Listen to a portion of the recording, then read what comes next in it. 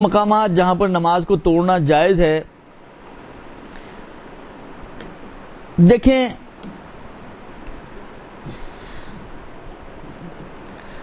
آغائے خوئی اور آغائے خمینی، بلکہ بعض جگہوں پر حتیٰ آغائے سیستانی بھی، ایک مرتبہ جب آپ نے نماز شروع کر دی تو اس کو توڑنا جائز نہیں سمجھتے۔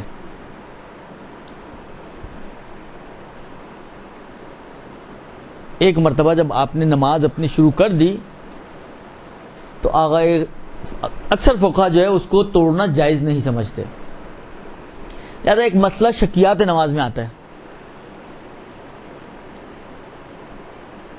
ایک بڑی تعداد افراد کی جب ان کو رکعتوں کی تعداد میں شک ہوتا ہے، نہیں یاد آ رہا دوسری ہے یا چوتھی ہے، دوسری ہے تیسری ہے، تیسری ہے یا چوتھی ہے، تو وہ کیا کرتے ہیں؟ دیکھیں جو کرتے ہیں وہ بتا رہے ہیں کیا کرتے ہیں؟ نماز توڑ دیتے ہیں اور نئی نماز شروع کر دیتے ہیں۔ آغائے خوئی اور آغائے خمینی کے نظریے میں یہ صحیح نہیں ہے، جائز نہیں ہے، حالانکہ یا فتویٰ یا احتیاطاً، کہ اگر وہ نماز قابل علاج ہے، کیونکہ دیکھیں شکیات کی کچھ قسمیں ہیں۔ شکیات کی کچھ شک ایسے ہیں کہ جس میں آپ کو اپنے شک کی پرواہ کرنی نہیں ہے، یعنی آپ سمجھیں ہوا کہ نہیں ہوا، ٹھیک ہے۔ کچھ شک ایسے ہیں کہ جس میں آپ کی نماز باطل ہو جاتی ہے، یعنی ناقابل علاج ہے، درست۔ کچھ شک ایسے ہیں کہ جس میں نماز آپ کی باطل نہیں ہوتی، قابل علاج ہے، علاج کر لیں گے تو یہی نماز آپ کی آگے بڑھ جائے گی۔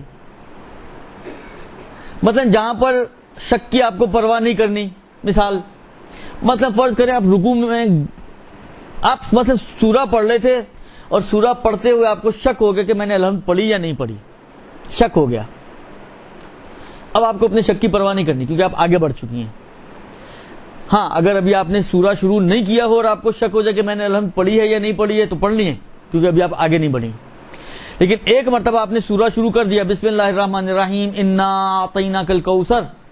وہ کوثر کا رے اتنی جھٹکے سے آپ نے نکالا کہ آپ کو شک پیدا ہو گیا کہ میں نے الحمد بھی پڑھی تھی یا نہیں پڑھی تھی مثلا،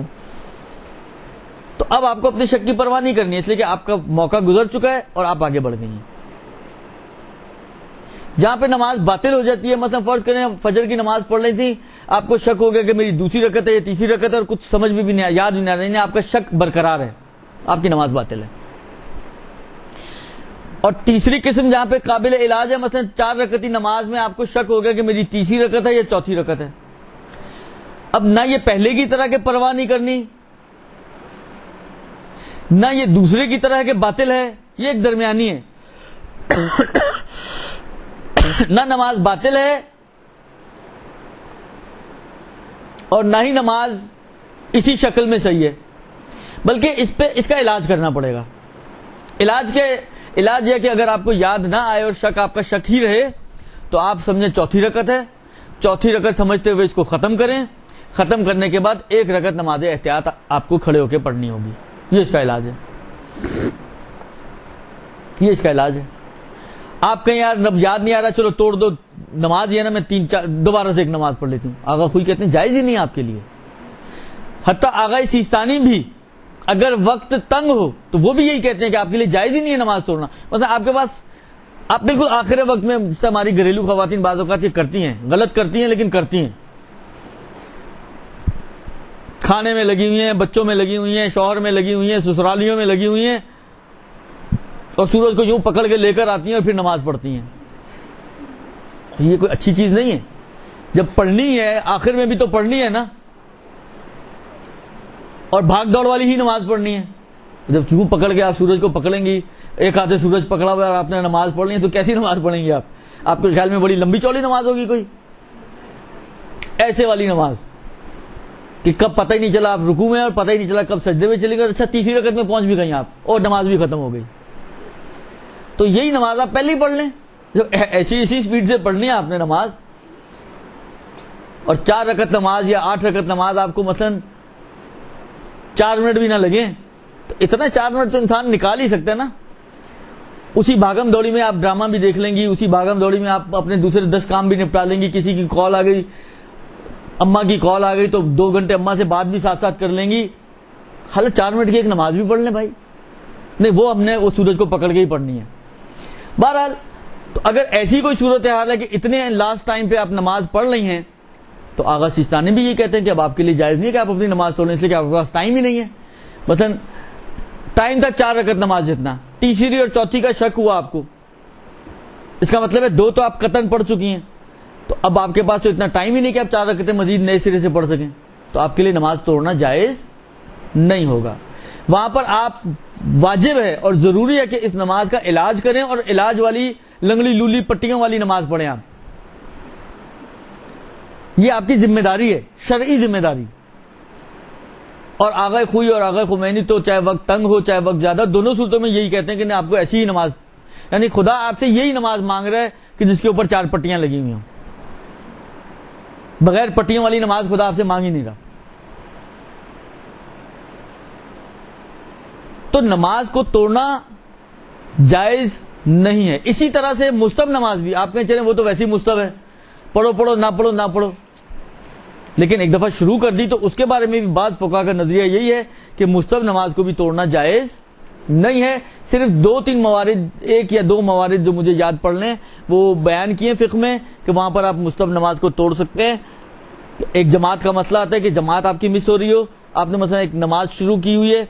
مستحب نماز ہے تو آپ توڑ سکتے ہیں. یا حتی بعض جگہ واجب نماز کا بھی مسئلہ آتا ہے کہ اس کو آپ چینج کریں مستحب نماز میں, اگر 2 رکعت کے اندر اندر ہے, اور پھر اس کو توڑیں. یعنی واجب کو پہلے مستحب نماز میں چینج کریں اور مستحب نماز بنانے کے بعد پھر اس کو توڑیں اور پھر جا کے مثلا جماعت میں شریک ہو جائیں. اس قسم کے مسائل کچھ آتے ہیں. تو پہلا مسئلہ جو اس نماز توڑنے کے حوالے سے ہے وہ یہی بنتا ہے کہ نماز توڑنا جائز نہیں ہے اختیاری حالات میں. البتہ آغا سیستانی کی یہاں پر احتیاط واجب ہے,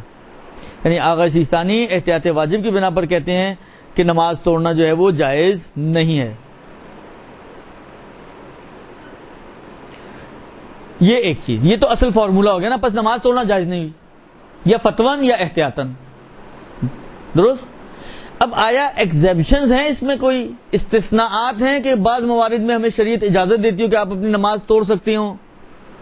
آیا ایسی کوئی گنجائش ہے نمازوں میں؟ تو اس میں اب فقہا یہ فرماتے ہیں کہ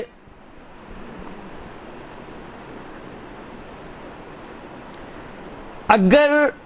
مال کی حفاظت نماز توڑنے پر موقوف ہو, مثلا فرض کریں آپ دیکھ رہے ہیں کہ آپ کا بیگ ہے جس کے اندر مثلا فرض کریں گولڈ موجود ہے, یعنی اتنا مال ہے کہ جس کی حفاظت واجب ہے آپ پر. ایک مرتبہ ہوتا ہے کہ آپ کو پتا ہے میرے بیگ میں 5 روپے کا ایک سکہ ہے, اس سے زیادہ ہی نہیں, لیکن ایک مرتبہ آپ کو معلوم ہے نہیں اس میں مثلا فرض کریں میں نے اپنے زیورات اس میں رکھے ہوئے, تو ایسا مال جس کی حفاظت واجب ہے موجود ہے اس کے اندر, تو کہتے ہیں کہ ایسی صورت میں جائز ہو جائے گا کہ انسان اپنے آپ کو مالی نقصان سے بچانے کے لیے, یا اگر کہیں پر جسمانی نقصان کی بات آ رہی ہے کہ اگر آپ نے مثلا فرض کریں میں یہاں کھڑا ہو کے نماز پڑھا, مجھے پتا ہے کہ ہلاکت کی حد تک نہیں ہے لیکن ممکن ہے چھت گرے میرا سر پھٹ جائے, تو میں توڑ کر مثلا کسی اور جگہ, ایک مرتبہ ہوتا ہے کہ نہیں آپ فرض کریں تھوڑا 2-4 قدم آگے چلے جائیں تو کام آپ کا بن جائے گا, ایک مرتبہ نہیں آپ کو مثلا دوسرے کمرے میں جانا پڑے گا, یہ پوری چھت گرنے والی ہے, درست. تو وہاں پہ آپ نماز توڑ سکتے ہیں. بس نماز کو توڑنا جائز ہو جائے گا مالی یا جسمانی نقصان کو سے اپنے آپ کو بچانے کے لیے. اسی طریقے سے آغا سیستانی فرماتے ہیں کہ کوئی بھی ایسی غرض ہو کہ جو اہمیت کی حامل ہو, چاہے دنیاوی ہو چاہے دینی ہو, چاہے اس کے نتیجے میں, یعنی اگر آپ اس کی خاطر نماز نہ بھی توڑیں تو آپ کو ضرر نہ بھی ہوتا ہو, لیکن بالآخر ایک اہمیت کی حامل چیز ہے, آپ کے لیے اس کی ایک اہمیت ہے. مثلا حالہ ایک مثال اب میں بنا رہا ہوں, مثلا بعض اوقات ہوتا ہے بعض ڈاکٹر ایسے ہوتے ہیں کہ ان کی اپوائنٹمنٹ بڑی مشکل ہوتی ہے, 2-2, 3-3, 4-4 مہینے بعد کی وہ اپوائنٹمنٹ دیتے ہیں, اس میں بھی بہرحال بڑی مشکلوں سے اپوائنٹمنٹ ملتی ہے. حالانکہ آپ کی کسی ڈاکٹر کی اپوائنٹمنٹ تھی اور وہ اسی صورت حال میں تھا وہ ڈاکٹر, اور آپ بھول کے آپ نے نماز شروع کر دی. جیسے آپ نے, نماز میں تو بہت ساری چیزیں یاد آتی ہیں نا ہمیں, تو جیسے آپ نے اللہ اکبر کا, آپ کو ایک دم یاد آ گیا کہ آپ کی تو اپوائنٹمنٹ تھی. اب ایک مرتبہ ہوتا ہے کہ ٹائم اتنا کہ آپ بعد میں, لیکن فرض یہ ہمارا کہ نہیں, ٹائم آپ کے پاس ایسا نہیں ہے مثلاً, اور اگر یہ اپوائنٹمنٹ آپ کی مس ہو گئی تو پھر 4-6-8 مہینے پتہ نہیں کتنی ٹائم کی آپ کو پھر پریشانی ہو جائے. ضرر نہیں ہو رہا آپ کا, آپ نے کوئی اس کی پیمنٹ ابھی نہیں کی ہوئی کہ آپ کا مالی نقصان ہو رہا ہے, یا بدنی نقصان بھی کوئی ایسا نقصان نہیں ہے آپ کا کہ جی مثلا فرض کریں اگر آپ نے دکھایا نہیں تو پتہ نہیں کیا ہو جائے گا, نہیں, لیکن بالآخر اس کی ایک اہمیت ہے آپ کے لیے. تو اس صورت میں آغا سیستانی کہتے ہیں کہ آپ کے لیے نماز توڑنا جائز ہو جائے گا. ایک اور مثال, مثلا فرض کریں کہ آپ گھر میں نماز پڑھ رہے ہیں, سامنے آپ کی وہ جو انٹرکام لگا ہوا ہوتا ہے دروازے کا جس کے اوپر اسکرین ہوتی ہے, اسکرین بھی ہے. حالانکہ فرض کریں بیل بجی, آپ نے دیکھا کہ ایسا بندہ ہے جس کو آپ کتنے عرصے سے ڈھونڈ رہی تھی, اگر ابھی آپ نے دروازہ نہیں کھولا اور آپ اکیلی گھر میں, اور یہ چلا گیا تو پھر پتہ نہیں کب ہتھے چڑھے گا, اور آپ کے لیے اس کی ایک اہمیت ہے. مثلا فرض کریں آپ نے اس کا پیسہ دینا یا اس نے آپ کا پیسہ دینا, یا کسی اور وجہ سے آپ اس کو ڈھونڈ رہی تھی کہ جو ایک اہم کام تھا آپ کے لیے, آپ توڑ سکتی ہیں نماز اور جا کے دروازہ کھول سکتی ہیں. بس آغا سیستانی کا نسبتاً تھوڑا سا آسان مرحلہ ہے. وہ یہ فرماتے ہیں کہ کوئی بھی ایسا کام کہ جو آپ کے لیے اہمیت کا حامل ہو, چاہے اس کے نہ کرنے میں, یعنی اگر دروازہ نہ کھولیں تو آپ کا نقصان نہیں ہو رہا مثلا, یا مثلا فرض کریں اگر آپ اپوائنٹمنٹ پر نہ پہنچے تو آپ کا کوئی نقصان نہیں ہو رہا, نہ ضرر مالی ہے نہ ضرر بدنی ہے, لیکن بہرحال وہ اہمیت ہے آپ کے لیے اس اپوائنٹمنٹ کی یا اس شخص کی یا کسی بھی اور چیز کی, تو ان صورتوں میں آپ نماز توڑ سکتی ہیں. جی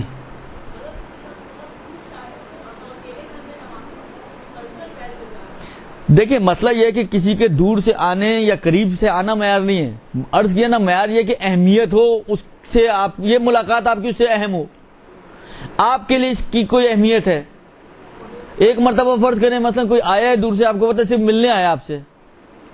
ایسی کوئی اہمیت نہیں ہے آپ کے لیے کہ اگر یہ مس ہو گیا تو پتہ نہیں, تو مشکل ہے. اصل چیز یہ طے ہونی چاہیے کہ اس سے ملنا یا یہ کام جو جس کی وجہ سے آپ نماز توڑنا چاہ رہی ہیں, اس کام کو انجام نہ دینا اہم ہے, نہیں دیا تو مشکل ہو سکتی ہے آپ کے لیے, تو آپ کے لیے نماز توڑنا جائز ہو جائے گا آغا سیستانی کے نظریے کے مطابق.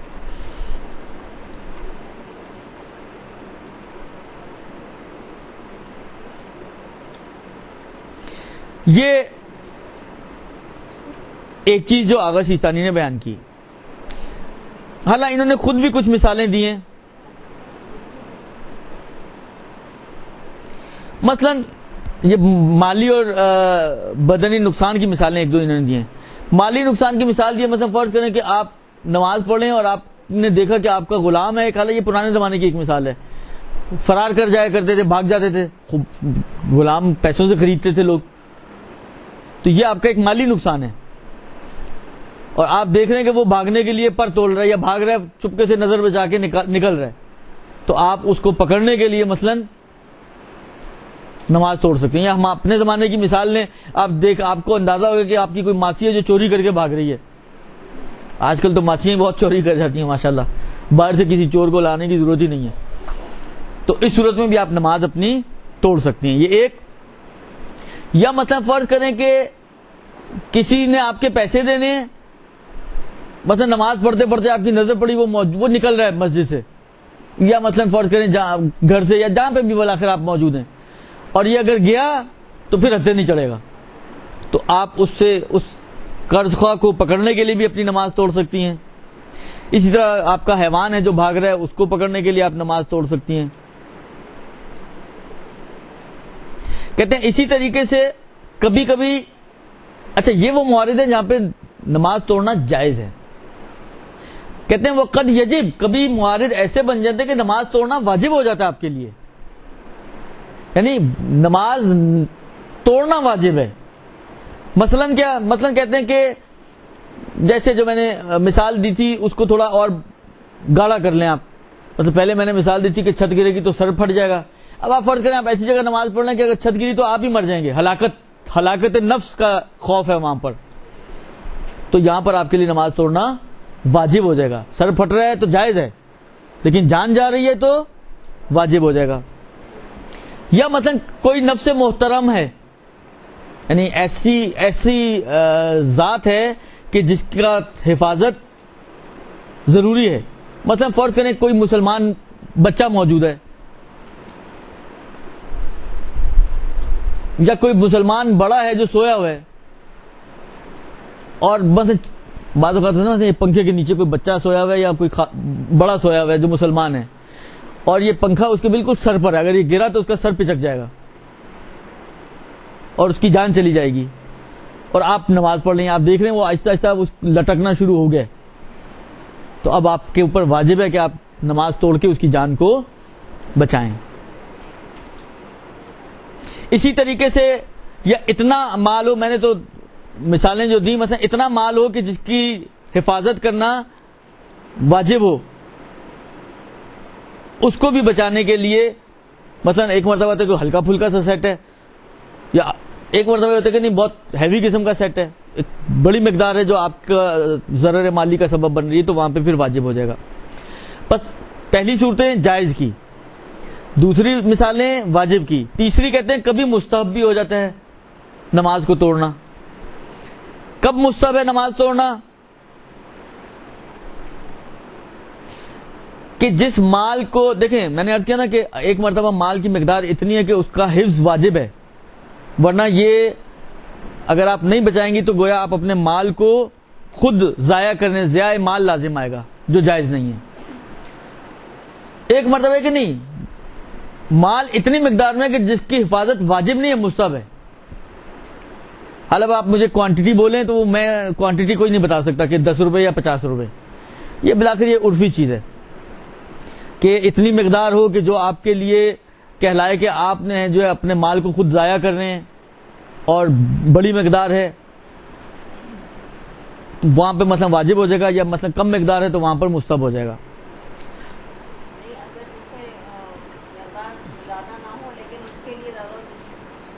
ہر شخص کے حساب سے ہوگا یہ. یا اسی طریقے سے کہتے ہیں کہ اگر کوئی شخص اذان یا اقامت بھول جائے اور اس کو رکوع سے پہلے یاد آ جائے تو یہاں پر بھی نماز کو توڑنا مستحب ہے، اور نماز کو توڑے اور اذان اور اقامت دے کر دوبارہ سے نماز پڑھے. البتہ جو جان کے چھوڑے اس کے لیے نہیں، بھول جائے بس جلدی جلدی میں جا کے اللہ اکبر کر دیا، اللہ اکبر کرنے کے بعد یاد ہے وہ میں نے اذان اور اقامت تو دی نہیں، تو اس صورت میں پھر اس کے لیے مستحب ہے کہ وہ نماز توڑ کر رکوع سے پہلے اگر اس کو یاد آ جائے تو.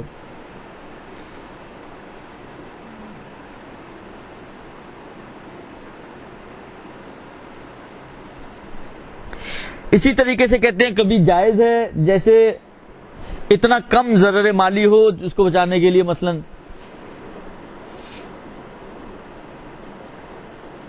کہ جس کے طلب سے ہمیں کوئی اتنا بڑا نقصان نہیں ہونے والا، یا اور کہتے ہیں بعید نہیں کہ بعض صورتوں میں مکروہ بھی ہو، اور وہ یہ کہ بہت مثلا 5 روپے کا سکہ بچانے کے لیے آپ نماز توڑیں تو یہ مکروہ ہے. خلاصہ یہ کہ اگر آپ دیکھیں تو کبھی واجب، کبھی مستحب، کبھی مکروہ، کبھی مباح اور کبھی حرام.